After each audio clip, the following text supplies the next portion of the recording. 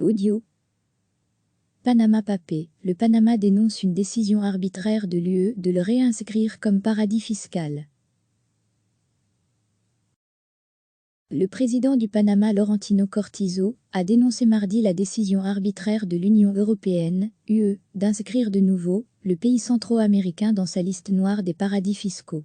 Je considère que cela est arbitraire, a déclaré M. Cortizo à la presse en faisant valoir le grand effort réalisé par le Panama, qui a adopté des lois contre le blanchiment de capitaux et l'évasion fiscale.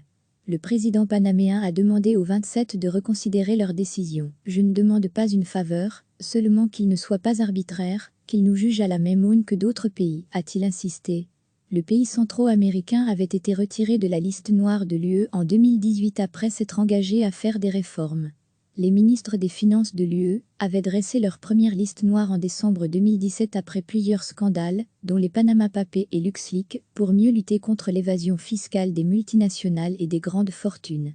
Avec l'addition, également mardi, des îles Caïmans, des Seychelles et de Palau, la liste compte désormais 12 pays ou juridictions.